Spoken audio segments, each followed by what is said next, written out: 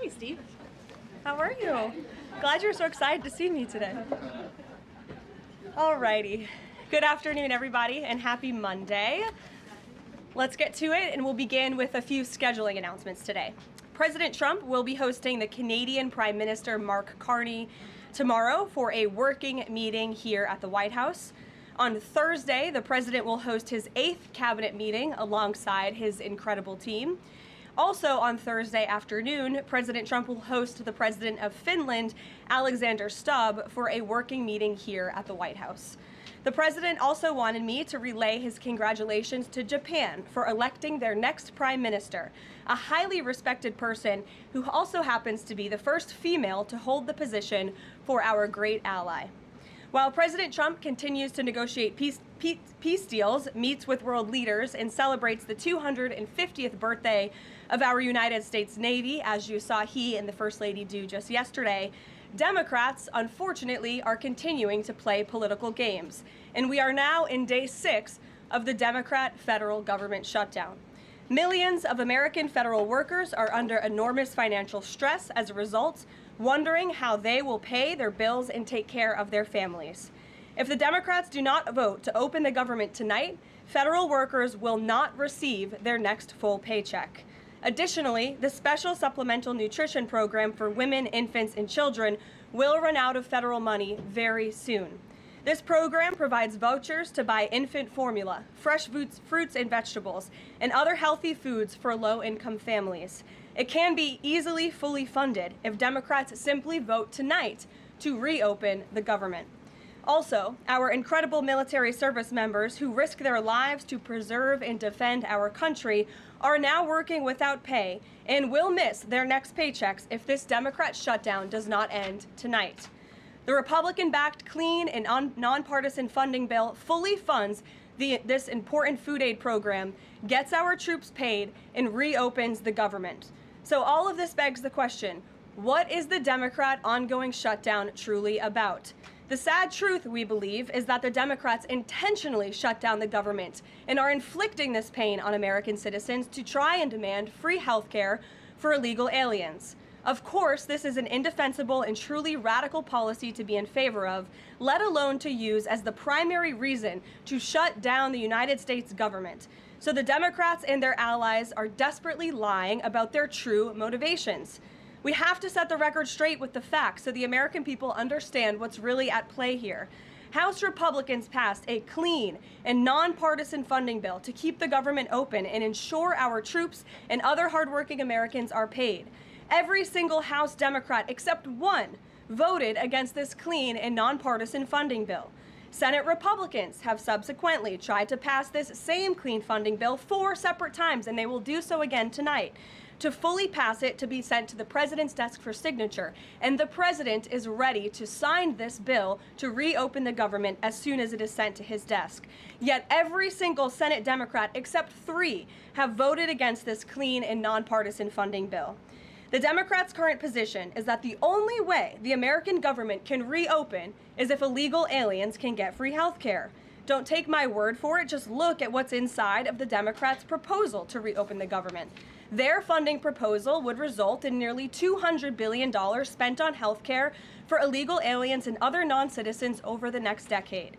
To put this in perspective, $200 billion is enough money to fund the entire children's health insurance program, which provides health insurance to low-income children and women. Under the Democrats' proposal, the millions of illegal aliens who improperly were granted asylum and paroled under the Biden administration would once again be allowed to receive Medicaid benefits. It does not end there. The Democrat proposal would also require Medicaid to pay more for emergency care provided to illegal aliens than it does for American patients who are disabled, elderly, or children. When someone shows you who they are, believe them. The Democrat Party has unfortunately closed our government, costing Americans their jobs, threatening our military readiness, harming our economy, and causing chaos, all to help the illegals who broke into our country. Instead of holding illegal aliens accountable and removing them from our country, which is what this administration is trying to do every day, the Democrats want to give them the free benefits paid for by the American taxpayer. Democrats in 2025 are for illegal aliens first and Americans last. This is the reality we are unfortunately facing right now in Washington, D.C. President Trump and Republicans will not give in to these radical demands. The president and Republicans have a sacred responsibility to serve and protect the interests of their constituents, the American people. That's why we are backing a clean and nonpartisan funding bill with no strings attached to reopen the government. Democrats should do what they did 13 separate times under Joe Biden and vote for this exact same type of funding bill.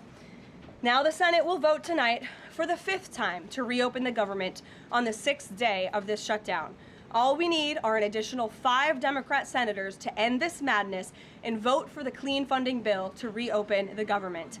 If you are an American watching at home right now, call your Democrat senators and tell them to do the right thing and end this shutdown. With that, I will take your questions. Here in our new media seat today, we have Elizabeth Mitchell from the Daily Signal. Elizabeth, thanks for being here, and please kick us off. Thank you for having me. I have 2 questions. First, President Trump told reporters yesterday that firings of federal employees are taking place right now. In which departments have people already been fired from their federal jobs due to the shutdown? The president was referring to the hundreds of thousands of federal workers who have been furloughed as a result of this federal government shutdown, both here at the White House and across the entire federal government, at agencies across the board. There are federal workers who are staying home. Many of them work in the White House. You know them. Some of them sit just behind me at those desks. They are unable to show up to work right now because the Democrats chose to shut the government down. And so we're already, unfortunately, seeing the consequence of this. And then, of course, the Office of Management and Budget is continuing to work with agencies on who, unfortunately, is going to have to be laid off if this shutdown continues. And Secretary Robert F. Kennedy Jr. said the FDA was required by federal law to approve the new abortion pill last week. Is the administration considering steps to undo this in light of requests from pro-life Congress members and organizations? I think Secretary Kennedy and the Department of Health and Human Services, as I addressed in the briefing last week, were following the law, and we will continue to do so. As I said last week as well, it's not an endorsement of this drug by any means. It's just a law that they were following. Jennifer. We heard you say that you want people to call their Democratic senators. Is the president calling Democratic senators himself? Can you say what he's doing today to resolve the shutdown? Yep, I was just in the Oval Office. He was on the phone with Speaker Johnson. He's also spoken with the Senate Majority Leader, who are in touch with, of course, moderate Democrats and Democrats across the board, who we understand hopefully want to do the right thing by their constituents to reopen the government. So the president is being kept very well apprised of the ongoing shutdown on Capitol Hill. And of course, his position is very clear. There's nothing to negotiate, just reopen the government, and then we can talk about all the important issues facing our country. So he hasn't called specific members of Congress? Not to my knowledge, no. And then on the Affordable Care Act, is he willing to give more, to share more on what he'd like to negotiate on the Affordable Care Act later? Is he willing to say specifically what he would like and when? But look, the president is definitely committed to fixing and improving our healthcare system. You saw it again last week when he had one of the largest pharmaceutical companies in the world coming into the Oval Office and promising to lower drug prices by 200, 300, 100% in many cases for various types of drugs for American patients. That is a huge fix to a broken system that has been ripping off the American people for far too long. So the president's very committed to this. But right now, we need to reopen the federal government, and the president is remaining very firm in that position. Catherine. If the vote fails in the Senate today to reopen the government, would that trigger layoffs? Look, again, we hope that the vote will not fail because this administration wants to reopen the government. We don't want to see people laid off. But unfortunately, if this shutdown continues, layoffs are going to be an unfortunate consequence of that. Is there a timing for when that would happen? Well, look, we'll see how the vote goes tonight. And can you confirm, is the White House floating a proposal to cap Obamacare subsidies by denying them to new enrollees? I have not seen a proposal like that. Emily. Thanks, Caroline. The president said yesterday he was considering a phase 2 approach to Venezuela. Is the president considering U.S. boots on the ground or any kind of support of overthrowing Maduro? I won't get into any specific proposals that are being considered by the president and his national security team, but I think we've been pretty transparent and clear in the administration's view of the illegitimate Maduro regime, and the president has taken very unprecedented, tough action to end the illegal trafficking of illicit drugs into our country from Maduro's illegitimate regime. Caroline. Danny, go ahead. Thanks, Caroline. The French government has collapsed again for the fourth time in a year. And I was just wondering if there's any concern in the White House about the kind of ongoing political crisis there. Any thought about whether the President Trump's good friend, President Macron, should either call elections or even resign over that? Well, I can tell you the White House and the National Security Council are very much aware of this situation, but I think it would be imprudent of me to weigh in on French internal politics from the podium, so I will reserve comment on that. Behind you, yes. What is President Trump's expectations for talks today and I guess this week in Egypt? And is there a new timeline that the president is giving all sides to reach an agreement? Yes, there are technical talks happening right now in Egypt amongst Special Envoy Witkoff and Mr. Kushner, as well as the respective parties from all sides. What we saw take place on Friday, and I have not commented on that from the podium yet, is truly remarkable. You've seen all sides of this conflict agree that this war needs to end and agree to the 20-point framework that President Trump proposed. It's an incredible achievement, and the administration is working very hard to move the ball forward as quickly as we can. The president wants to see a ceasefire. He wants to see the hostages released, and the technical teams are discussing that as we speak to ensure that the environment is perfect to release those hostages. They're going over the lists of both the Israeli hostages and also the political prisoners who will be released, and those talks are underway, and the president is very much on the ball and is being apprised of this situation. The president had given a Sunday evening deadline. Obviously, the negotiations have extended that, I imagine. What is that new deadline? Does the president have a time frame in mind to see this phase implemented? Well, the Sunday evening deadline was to hear back from Hamas on the proposal one way or another. And of course, on Friday, Hamas put out a very clear statement in the president's view that they accept the president's framework, and that's why those technical talks are now underway. But again, we want to move very quickly on this, and the president wants to see the hostages released as soon as possible. Steve. How long do you expect those technical talks to last, Karoline? I don't want to draw a red line up here, Steve. Of course, it's very important, as I just mentioned, that we get this done quickly. That's how the president's team feels, so we can get some momentum, get the hostages out, and then move to the next part of this, which is really ensuring that we can create a lasting and durable peace in Gaza, and ensure that Gaza is a place that no longer threatens the security of Israel or the United States. What do you expect to be on the agenda for the president's meeting with the Prime Minister of Canada tomorrow? I'm sure trade will be a topic of discussion tomorrow, and all of the other issues that are facing both Canada and the United States. I know the president looks forward to having that discussion with Carney in the Oval Office. Caitlin. Thanks, Caroline. I have two questions. On the layoff of federal workers, potentially, the president said yesterday that Democrats will be to blame if federal workers lose their jobs. Historically, though, in past shutdowns, workers have been furloughed, but they have not been laid off en masse. So wouldn't that be the president's call to lay people off? As I've said repeatedly, Caitlin, this conversation about layoffs would not be happening right now if the Democrats did not vote to shut the government down. And as I also said last briefing as well, we are $37 trillion in debt, and the government is not receiving any cash. So someone has to look at the balance sheet and be good stewards of the American taxpayer dollar. And layoffs are an unfortunate consequence of that. Term, for example. Well, as I'm telling you now, this administration is focusing on checking the balance sheet and ensuring we're doing the right thing by the American taxpayer. And again, these conversations about layoffs would not be happening in the White House today if not for the Democrat shutdown. And they have a choice to change that. They have another opportunity tonight to do the right thing to reopen the government. Joey. Judge over the weekend. Sorry, my second question. A federal judge over the weekend that the president had appointed to the bench in his first term in office basically argued that he could not deploy other states' National Guards to Portland. Basically said that it was untethered, his argument, to what is actually happening on the ground. Which local officials in Portland have said that the National Guard is needed there? With all due respect to that judge, I think her opinion is untethered in reality and in the law. The president is using his authority as Commander-in-Chief, U.S. Code 12406, which clearly states that the president has the right to call up the National Guard in cases where he deems it's appropriate.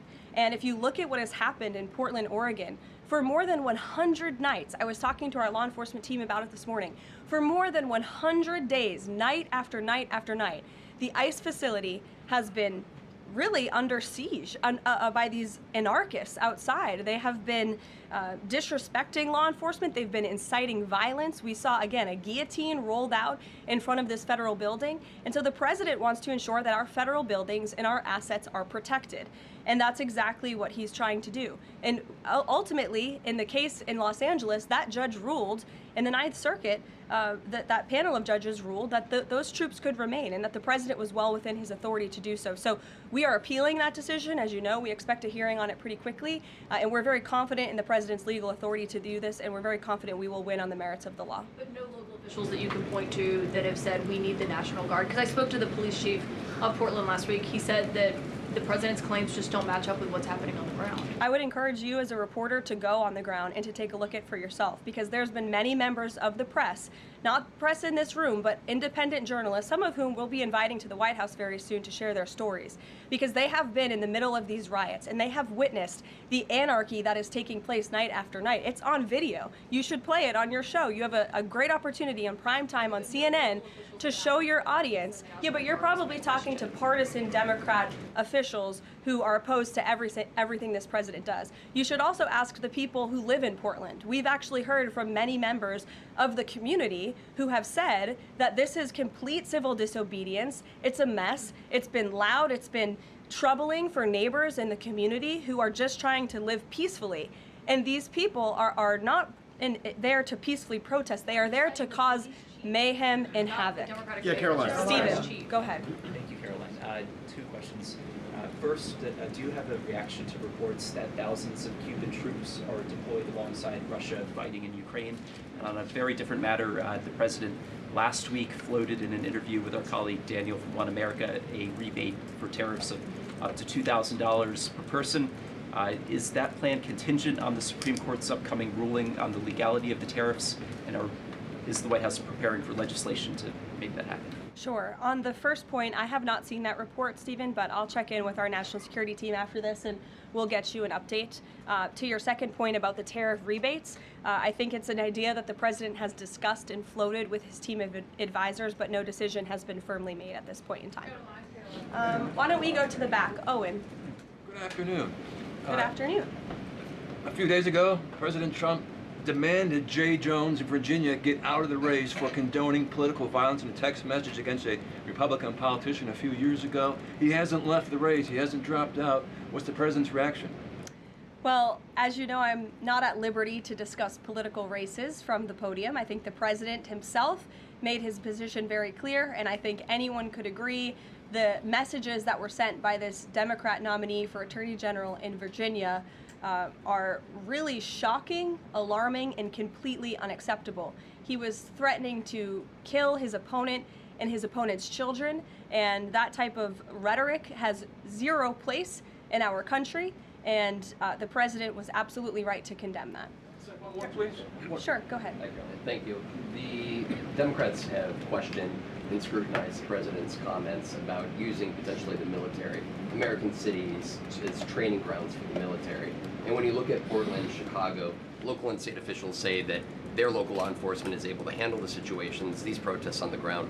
The president says that Portland is burning, using that as justification for the National Guard in Portland. But when you look here in Washington, D.C., the president just last week said it is now a completely safe city, and there are still National Guard members on the streets that are not involved in ICE activities.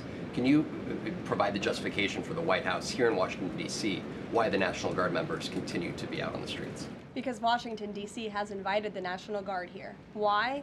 Because the mayor is doing the right thing, unlike mayors in other cities like Portland, as Caitlin and others have pointed out, who refuse to see that there are positive results from when local law enforcement works with federal law enforcement to do the right thing on behalf of their citizens. And Washington, D.C. is no doubt a safer city right now, today, than it was a few months ago when President Trump started this initiative to make D.C. safe again. And the National Guard is still here because the president and the mayor agree that it's a good thing for the city. Just like you're seeing in Memphis, for instance. We'll have National Guard deployed to Memphis. We have federal agents who are on the ground working with state and local law enforcement. The state police in Tennessee are part of this effort. The local metropolitan police in Memphis are part of this effort. State and local law enforcement and federal law enforcement should be working together, and it's a shame that we see in some cities across the country that their mayors are just simply refusing to cooperate because they don't like Donald Trump. And that's what this boils down to. And I don't think any American would disagree that Chicago needs more law enforcement reinforcements, that they need more resources. Look at this headline from over the weekend. At least 30 people shot during the weekend in Democrat-run Chicago. 5 of them were killed in one weekend. This is completely unacceptable, and the president wants to make American cities safer, and he's willing to work with anyone to do it. If the courts allow you to ultimately send in the National Guard into Chicago and Portland, do Democrats not have reason to be concerned that there are long-term plans by this administration to keep U.S. military or the National Guard in American cities, like what we're seeing here in Washington? Why should they be concerned about the federal government offering help to make their cities a safer place?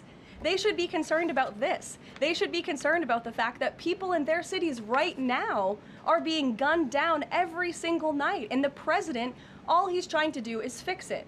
And there has been a complete smear campaign by the Democrats and the media, quite frankly. I was reading Political Playbook this morning, one of the most inside the Beltway newsletters you can find. And you guys are framing this like the president wants to take over the American cities with the military. The president wants to help these local leaders who have been completely ineffective in securing their own cities. And we have already seen there's a positive formula for that. Look at Washington, D.C. The murder rate has declined significantly. Our streets are safer. People who live here feel safer. All of you in this room, I know you do, you just won't admit it. And it's a proven system that works, and the president wants to make America's cities safe again. And I don't think there's anything wrong with that. Michael. Thank you, Caroline. Two questions, if I may. Because the mayor wants them. Michael. These talks in Egypt, if Hamas does agree to relinquish power and give it up, cede power to this transitional technocratic government, if that does happen, would the Trump administration then recognize a Palestinian state? Look, I don't want to get ahead of the technical talks right now, Michael. They're extremely sensitive. They're taking place, again, as we speak, and there's a lot of, there's many things to discuss, of course. This is, hopefully, we expect and we hope going to be one of the greatest peace deals this world has ever seen. And the Trump administration is working diligently and working very hard to get there. And as I said, Friday, all terms agreed. We have the Arab countries who are working with us. Of course, Israel has been incredible in cooperating with the president's plan and agreeing to it. And we're very hopeful, and we expect that to continue. Caroline, you tweeted about this over the weekend. Thank you. I was going to you in the blue shirt and tie. Thank you, yes, Caroline. You're welcome. The Daily Mail. Today, the Supreme Court declined to hear Ghislaine Maxwell's appeal. Will Trump rule out granting her clemency? Is that something the White House is considering? It's not something I've heard discussed, and we don't comment on clemency requests that may or may not have been made, but I'm certainly not tracking that one at this point in time. Caroline. Jordan, go ahead. Thank you, Caroline. So we're talking about these radical groups in Portland and Chicago. I know the president has spoken about potentially going after George Soros with RICO charges and for funding all of this violence. Has there been any update on that? And also, is the administration looking into the other nonprofits, maybe taking away their 501c3 status for funding this violence? And one more question. Sure. The financial backing of these groups, particularly Antifa, is certainly something the administration is looking into aggressively. And the federal government has never really been mobilized or tasked with doing that. So we're kind of kickstarting that into gear. The FBI is working on it alongside the White House's Homeland Security Task Force. We have our intelligence community looking into this as well. And even the Secretary of Treasury is involved with these matters since they are financial in nature. And we will continue to get to the bottom of who is funding these organizations in this organized anarchy against our country and our government. It's a question the American people have been begging the answer for many years, and we're committed to uncovering it. And when we do, I'm sure you'll be one of the first people to know. Separately, Caroline. Thank you. So Gaza, under the president's plan, is going to be governed by a transitional governance of a technocratic, apolitical Palestinian committee made up of qualified Palestinians and international experts. Now, given how radicalized the Palestinian population is in Gaza and in the West Bank, can you offer some insight or guidance into who are some of these Palestinians that are going to be considered for leadership roles in Gaza, and where are you going to be finding them, and do you have any names?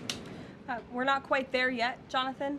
The president believes peace is possible in Gaza, and that's why he presented this detailed and comprehensive plan. The first step of that is securing a ceasefire and releasing the hostages, and then those conversations about ensuring a durable and lasting peace can continue. But what do you need to have peace in a region like Gaza that's been war-torn for far too long? You need security guarantees, and you need good governance. And so those will be two of the priorities that this administration is focused on. If I may, the president has said he wants the government to reopen this week in a deal.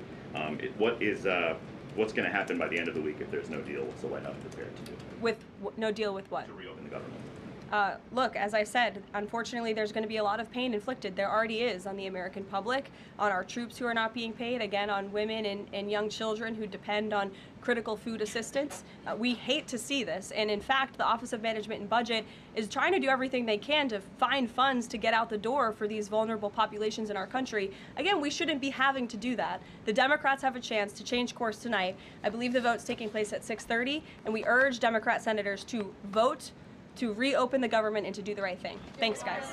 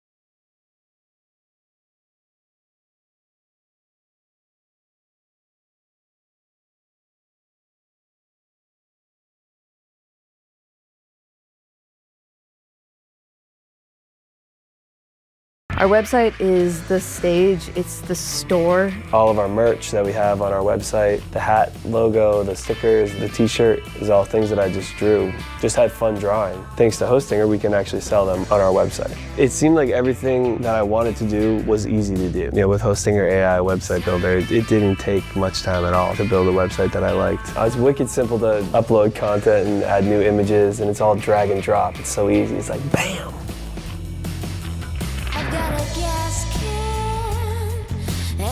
Full of fuel.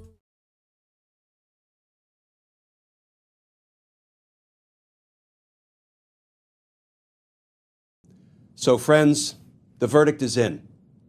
After Donald Trump's horrific speech to the nation's top military commanders, suggesting that they should use American cities and the American people as military training grounds for fighting wars, every military leader now knows that Donald Trump is not only a dangerously unfit commander-in-chief, but he is a domestic enemy of the Constitution. I just sat down with military law expert, law professor, and retired Army JAG, Dan Maurer. Dan is a true subject matter expert on these issues, and I would urge you to look him up on Substack. You can find him at Dan Maurer, 1 DANMAURER, and the number One, I'll also put a link to his Substack page in the description of this video. He is providing really valuable information that will sort of help you assess what in the world Donald Trump is doing to the United States military at this dangerous moment in our nation's history.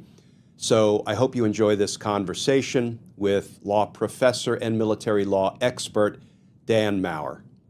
I'm really pleased to have military law expert and law professor Dan Maurer with us to talk about a really remarkable address to the troops by Pete Hegseth and President Trump. I'm really excited to hear Dan's take on it. Dan is a retired Army JAG, retiring as a lieutenant colonel. He has taught at West Point, constitutional law and criminal law. He's taught at the Army's Judge Advocate General School, where I attended the 115th basic course. It's located on the campus of the University of Virginia in Charlottesville.